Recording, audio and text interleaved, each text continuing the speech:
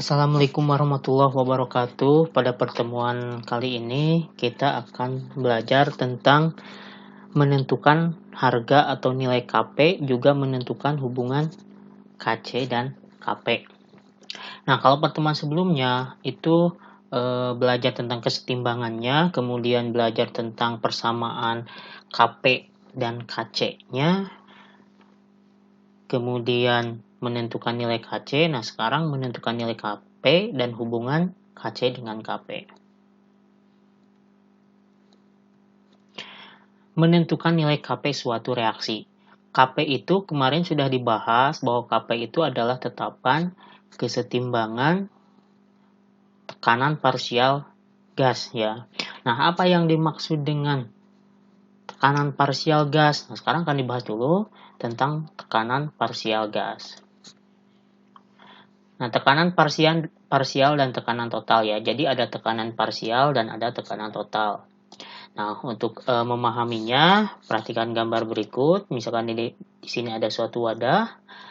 Dalam wadah tersebut ada 3 campuran ya, ada campuran dari 3 gas, yaitu gas A, gas B, dan gas C ya. Jadi ini campuran dari 3 gas. Nah, campuran 3 gas ini misalkan memiliki tekanan total 3 atmosfer. Nah, ini tekanan total. Artinya tekanan total itu berarti tekanan keseluruhan atau tekanan campuran gas A, gas B, dan gas C. Nah, kalau yang ditanyakan berapa tekanan gas A, nah itu yang disebut dengan tekanan parsial. Jadi kalau tekanan parsial itu dijumlahkan semuanya, maka akan jadi tekanan total. Nah, jadi tekanan total 3 atmosfer itu belum tentu tekanan parsial A, B, C-nya masing-masing 1 atmosfer. Itu harus dihitung dulu. Dan harus diketahui molnya. Misalkan gas A molnya 1 ya, gas B 3 mol jumlahnya, gas C 2 mol. Nah, untuk mencari tekanan parsial ya, misalkan ini Px itu artinya tekanan parsial gas X. Kalau gasnya A, X-nya tinggal diganti dengan A. Kalau gasnya oksigen, berarti X-nya dengan oksigen. Rumusnya sama dengan tekanan parsial gas X sama dengan mol gas X dibagi mol total. Mol total itu mol campuran dikali tekanan total. Itu rumus tekanan parsial. Nah, sekarang kita menghitung tekanan parsial masing-masing di sini gas A, gas B, dan gas C. Oke, tekanan parsial gas A sama dengan berarti mol gas A dibagi mol total dikali tekanan total. Nah, mol gas A-nya kan di sini adalah 1 mol ya, berarti 1 mol dibagi mol total itu tinggal dijumlahkan 1 tambah 3 tambah 2 ya, itu jadi 6 totalnya molnya kali tekanan total. Tekanan total ini diketahui 3 atmosfer ya. Kemudian hasilnya adalah 3 kali 1 bagi 6, hasilnya adalah 0,5 atmosfer. Berarti tekanan parsial A dalam campuran ini adalah 0,5 atmosfer. Kemudian tekanan parsial B. Rumusnya mol gas B dibagi mol total dikali P total atau tekanan total. Mol gas B-nya ini ya 3 mol dibagi 6 totalnya sama dikali 3 atmosfer. 3 kali 3 bagi 6 itu 1,5. Kemudian tekanan parsial gas C. Mol gas C dibagi mol total dikali P total sama dengan 2 ya. Molnya C bagi 6 kali 3 sama dengan 1. Nah, kalau dijumlahkan ya, tekanan parsial A, B, C kalau dijumlahkan ya harus jadi tekanan total. Jadi kalau ini dijumlahkan jadi tekanan total berarti menghitung tekanan parsialnya betul ya. PA tambah PB tambah PC itu jadi 0,5 ditambah 1,5 tambah 1 itu adalah 3 atmosfer ya. Jadi sama dengan tekanan totalnya. Jadi dari tekanan total 3 atmosfer ini, tekanan A-nya adalah atau tekanan parsial A-nya 0,5, tekanan parsial B-nya 1,5 dan C-nya 1. Kalau dijumlahkan ya jadi 3. Itu cara mencari tekanan parsial ya, atau membedakan tekanan parsial dan tekanan total. Oke, berikutnya menentukan nilai Kp dari suatu reaksi. Contoh soal. Dalam ruang 2 liter terdapat 5 mol gas amonia yang terurai. Nah, ini reaksinya. Pada keadaan setimbang terdapat 2 mol NH3. Tentukan Kp atau nilai Kp jika tekanan total sebesar 2 atmosfer. Ini yang ditanyakan nilai Kp. Nah, Kp itu adalah tetapan kesetimbangan tekanan parsial suatu gas, ya. Nah, untuk menentukan nilai Kp berarti harus ada tekanan parsial semuanya ini, ya. Jadi yang bisa dimasukkan ke dalam persamaan Kp itu adalah zat-zat yang berfase gas. Ini gas semuanya, ya.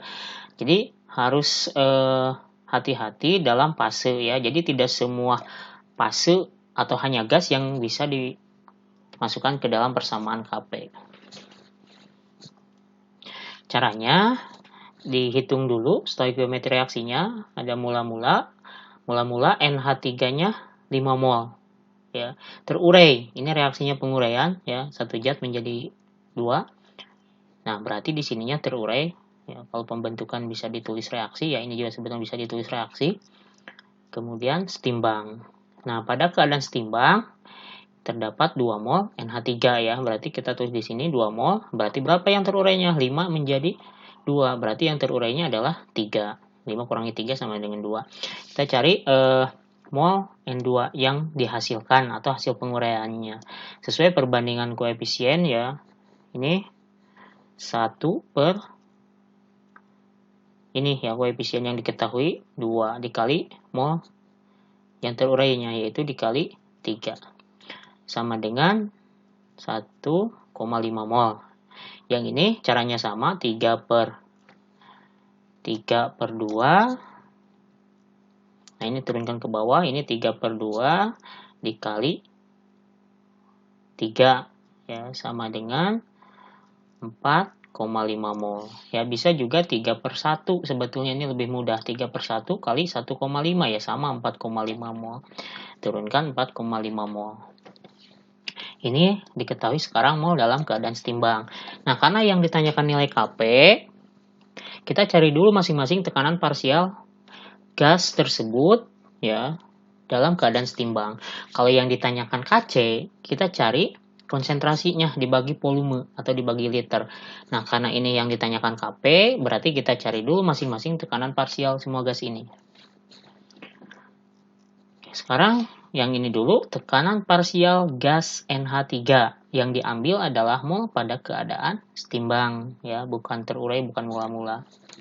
Sama dengan tadi rumusnya, ya, mol NH3 berarti, ya, mol NH3 dibagi mol total. Nah, mol NH3-nya 2 mol dibagi mol totalnya tinggal jumlahkan 2 tambah 1,5 tambah 4,5 itu jadi 8. 2 per 8 dikali tekanan total diketahui di soal 2 atmosfer sama dengan 0,5. Sekarang P atau tekanan parsial N2 sama dengan molnya ini 1,5 dibagi 8 kali 2 sama dengan 0,375. Tekanan parsial gas H2 yang ini gunakan molnya 4,5 dibagi 8 kali 2 sama dengan 1,125. Oke, sekarang tekanan parsial semua gas sudah diketahui. Kita tinggal cari Kp-nya. Nah, persamaan Kp udah dibahas di pertemuan sebelumnya, sama dengan, karena ini semuanya gas, ya, berarti bisa dimasukkan ke dalam persamaan Kp.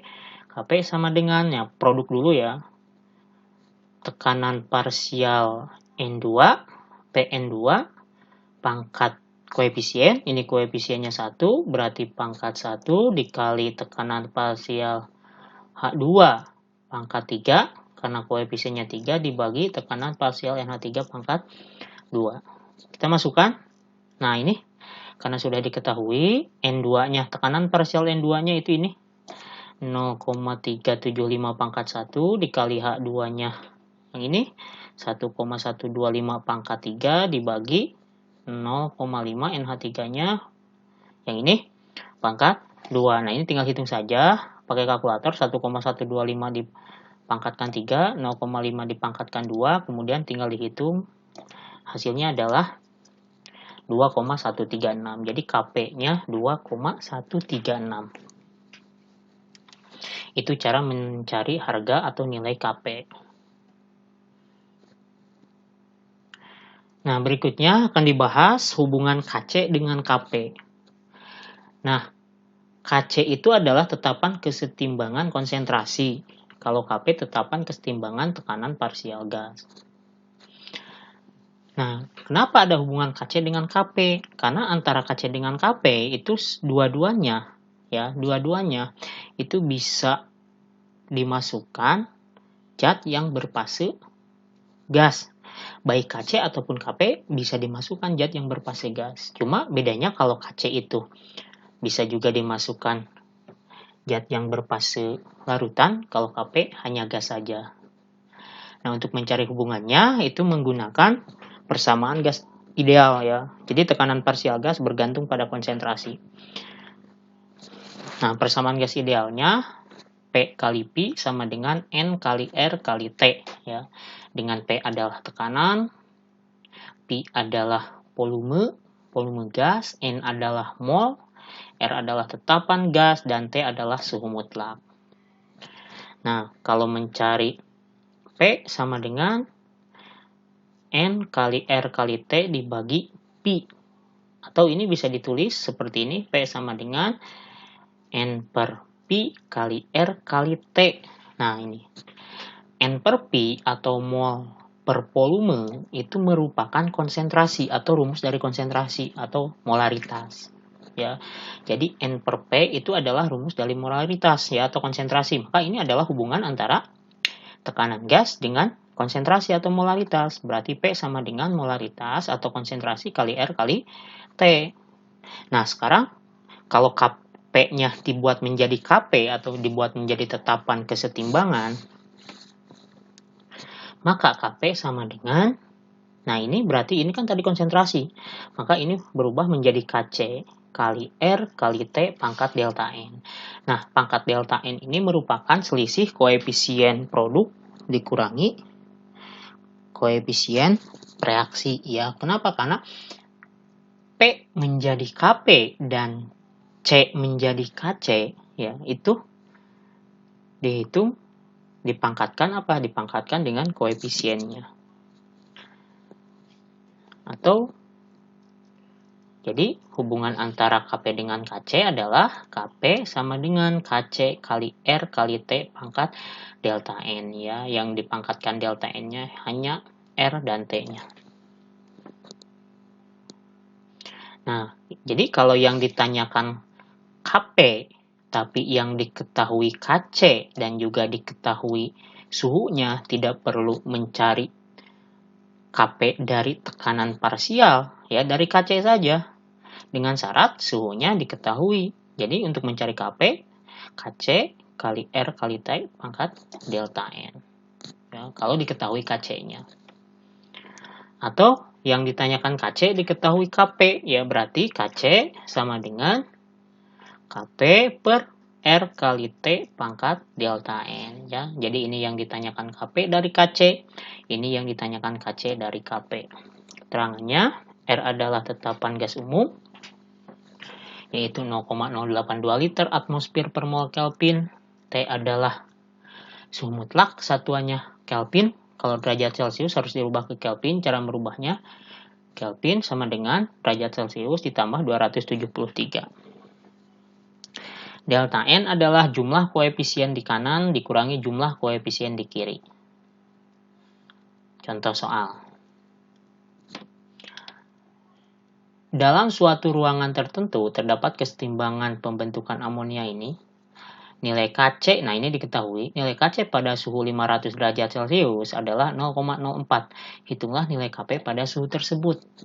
Ini yang ditanyakan KP. Tapi di sini tidak diketahui tekanan total gas ya. Artinya tidak bisa mencari KP dari tekanan parsial.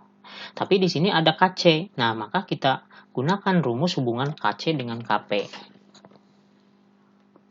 Nah, untuk mencari KP dari KC kan rumusnya tadi KP sama dengan KC kali R kali T pangkat delta N.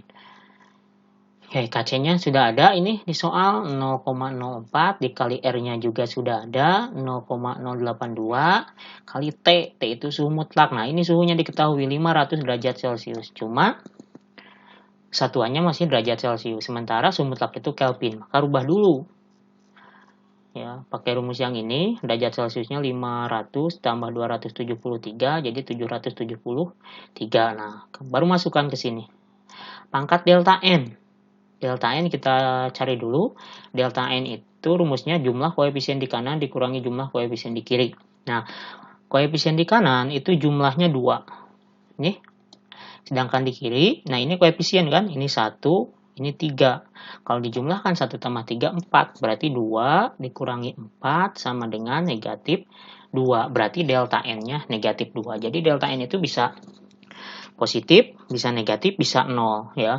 Kalau negatif berarti koefisien di kanannya lebih kecil jumlahnya daripada koefisien di kiri. Kalau positif di kanan lebih besar daripada di kiri. Kalau 0 ya, kalau 0 kanan sama dengan kiri jumlah koefisiennya. Itu akan 0. Oke, sekarang delta N-nya sudah diketahui, masukkan ke sini pangkat negatif 2 sama dengan 0,04. Ini hitung dulu 0,082 kali 773 itu 63,386 pangkat negatif 2. Nah, di sini pangkat negatif. Cara menghitungnya maka kita rubah dulu pangkat negatif menjadi pangkat positif. Karena yang dipangkatkan negatif itu yang dalam kurung ini, ya. Atau yang R kali T-nya. Nah, untuk merubah pangkat negatif menjadi pangkat positif, itu jadi kalau pembilang di atas ya, maka jadi penyebut di bawah. Nah, ini supaya jadi positif maka sama dengan 0,04 dibagi 63,386 pangkat positif 2. Nah, ini jadi pangkat positif. Nah, tapi kalau di soal hasilnya delta N-nya positif, tidak perlu dirubah. Kalau positif ya langsung saja dikuadratan kali ini. Nah, cuma ini karena pangkat negatif, maka jadi di bawah. Sama dengan 0,04, ini dikuadratkan. Ini 4017,785 kalau dikuadratkan, kemudian dihitung. Hasilnya 9,9 kali 10 pangkat negatif 6. Itu cara mencari KP dari KC. Nah, kalau kebalikannya, mencari KC dari KP pakai rumus yang ini. KP per ini, R kali T pangkat delta N. Ya, kalau ini hasilnya misalkan pangkat negatif, maka rubah dulu ke pangkat positif jadi di atas. Tapi kalau pangkat positif ya tidak perlu. Ya, langsung saja bagi.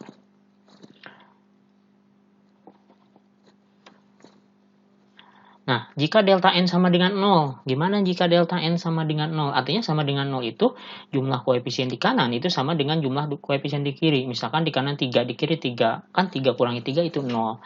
Nah, maka jika delta N sama dengan 0, maka KP sama dengan KC.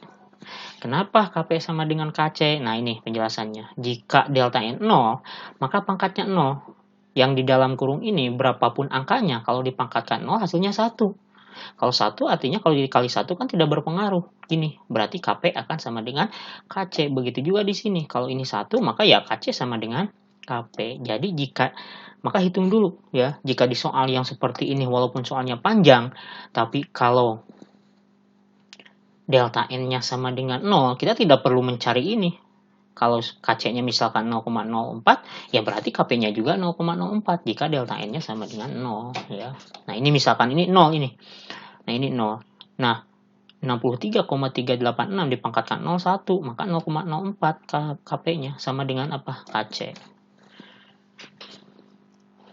Nah, ini tugas yang harus dikerjakan nomor 1.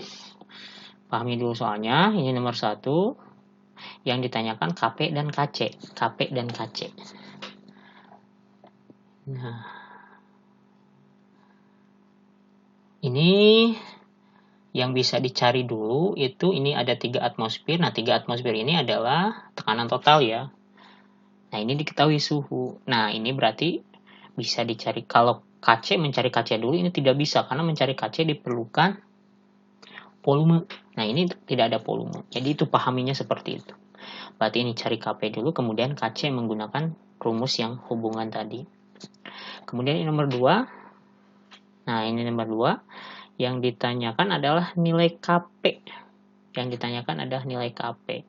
Ini tekanan totalnya sudah diketahui. Perhatikan fase zat. Perhatikan fase zat. Jadi tidak semua zat bisa dimasukkan ke dalam persamaan KP atau juga KC. Kemudian nomor 3, nah ini nomor 3, KC-nya diketahui, suhunya diketahui, yang ditanyakan adalah KP. Nomor 4, KP-nya diketahui, justru yang ditanyakan adalah KC. Nomor 5, ini KP yang ditanyakan. Nah, itu soal tugas yang harus dikerjakan ya. Nah, pertemuan kimia pada hari ini dicukupkan, ya kurang dan lebihnya mohon maaf. Assalamualaikum warahmatullahi wabarakatuh.